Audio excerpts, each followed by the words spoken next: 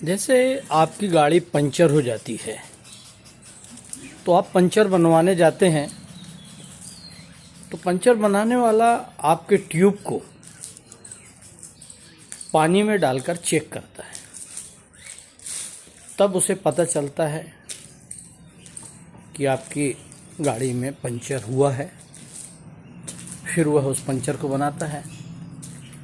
तो संभवतः ऐसे ही सतना शहर के जयस्तंभ चौक के आसपास सिटी कोतवाली तक सीवर लाइन के पंचर को चेक करने का प्रयास किया जा रहा है। इसलिए यह कोई नहर की सीन नहीं है, यह सतना शहर के स्मार्ट सिटी की सीन है। बीच सड़क में खोद दिया गया है और उसमें पानी भरा गया है। संभवतः यह चेक करने के लिए कि सीवर लीक तो नहीं है। अब ऐसे में कई लोग प्रश्न उठा रहे हैं कि क्या यह सिर्फ जयस्तंभ चौक पर ही चेक होगा या शहर के अन्य हिस्सों में भी।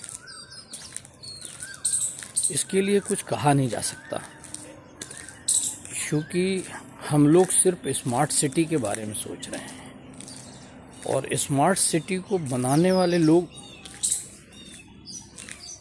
बहुत ज़्यादा स्मार्ट हैं। उनके अंदर तो स्मार्टनेस इतना ज़्यादा है कि जिसकी कल्पना सतना के लोग क्या दिल्ली के लोग भी नहीं कर सकते, केंद्र सरकार के लोग भी नहीं कर सकते। तो यह एक बहुत अच्छी परंपरा है।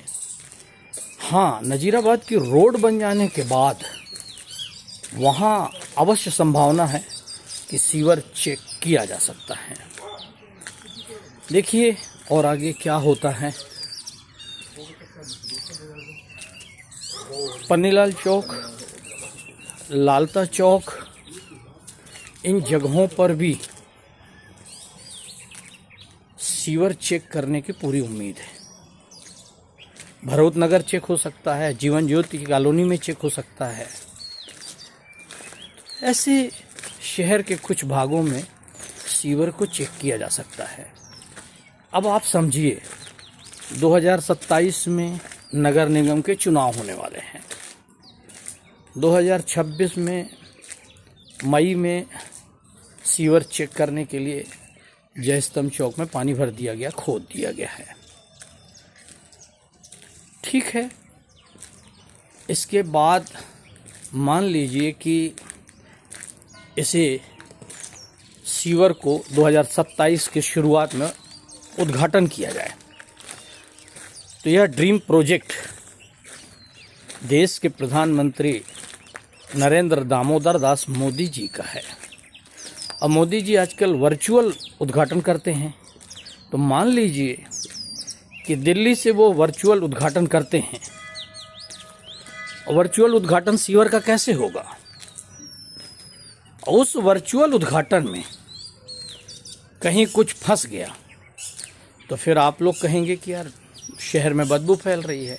हाँ, कुछ लोग हो सकते हैं कि जहाँ कुछ फंस जाए वहाँ कुछ कार्यक्रम शुरू कर दें। ऐसे लोगों को ही शायद भक्त की श्रेणी में रखा गया है और आज इस श्रेणी में इतने लोग शामिल हो चुके हैं कि उनकी गिनती करना मुश्किल है।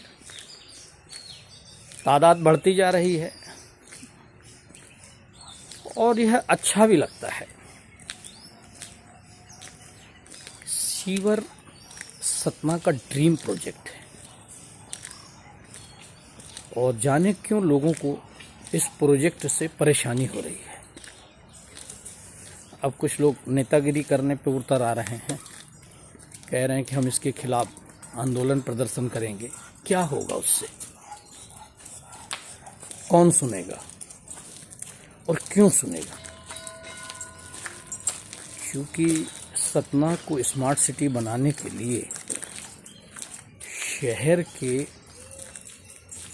कई हजारों लोगों ने वोट किया था। आखिर उनके वोट का सम्मान तो करना है ना। सतना को स्मार्ट सिटी बनाना तो है। कैसे बनेगा सतना स्मार्ट सिटी? सतना को स्मार्ट सिटी बनाने के लिए ऐसे प्रयोग होते रहने चाहिए। अब आप कल्पना करिए कि अगर कुछ जगह पर शहर में सीवर का पंचर चेक नहीं किया गया और कल को सीवर लीकेज हो गया, तो फिर यही जनता चिल्लाएगी कि बहुत बदबू आ रही है। उस बदबू से बचाने के लिए लोगों को सीवर का पंचर चेक तो करना ही पड़ेगा और होना भी चाहिए। और मैं तो कह रहा हूं कि पूरे शहर में एक बार फिर से पूरे सीवर का पंचर चेक शुरू कर दिया जाना चाहिए। इसके कई लाभ होंगे।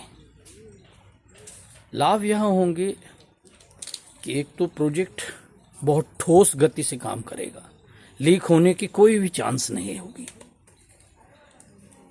और कम से कम 5 साल अभी इस प्रोजेक्ट पे और सतना शहर के लोग अपने आप को खुशनसीब और सुखी महसूस करेंगे।